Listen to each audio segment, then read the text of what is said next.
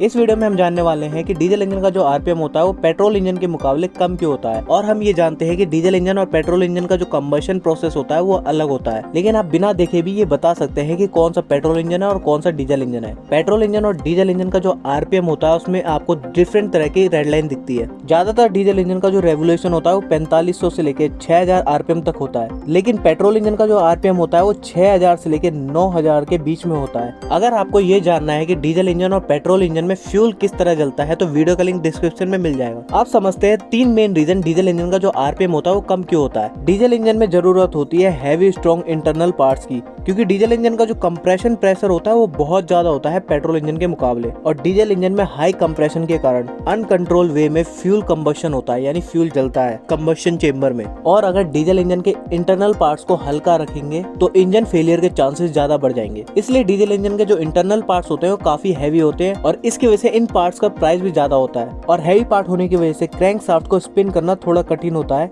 इसलिए diesel engine का जो आरपीएम होता है वो कम होता है पेट्रोल इंजन के मुकाबले। और अब जानते हैं सेकंड रीजन की क्यों डीजल इंजन का आरपीएम स्लो होता है। अधिकतर डीजल इंजन का जो डिजाइन होता है वो अंडर स्क्वायर शेप का होता है, जिसकी वजह से इसका जो स्ट्रोक लेंथ होता है वो लंबा होता है, और बोर का जो साइज होता है वो कम होता है स्ट्रोक के मुकाबले। और ये इंजन के लिए काफी अच्छा होता है, क्योंकि इसकी वजह से इंजन का जो टॉर्क होता है वो काफी बढ़ जाता है, लेकिन इंजन का जो आरपीएम होता है वो कम हो जाता है। अब जानते हैं डीजल इंजन का आरपीएम स्लो होने का तीसरा रीजन। डीजल इंजन का जो इग्निशन टाइमिंग होता है उसको कंट्रोल करना काफी मुश्किल होता है। पेट्रोल इंजन में होता है स्पार्क प्लग, ईसीयू यानी इंजन कंट्रोल यूनिट, और इग्निशन कॉइल। इसकी वजह से कंप्रेशन स्ट्रोक के दौरान किसी भी टाइम पर स्पार्क प्लग से फ्यूल को जला सकते हैं, और पेट्रोल इंजन का सबसे बड़ा एडवांटेज यही होता है। पेट्रोल इंजन हाई स्पीड यानी हाई आरपीएम पर ज्यादा पावर जनरेट करता है, और इसके साथ साथ पिस्टन की मूव करने की स्पीड और स्पार्क प्लग की स्पार्क प्रोड्यूस करने की स्पीड भी काफी बढ़ जाती है। पेट्रोल इंजन में जब पिस्टन बीडीसी यानी बॉटम डेड सेंटर से ऊपर की तरफ जाता है तो पिस्टन जनरेट करता है मैक्सिमम कंप्रेशन प्रेशर, तो उसी पॉइंट पर स्पार्क प्लग स्पार्क प्रोड्यूस करता है,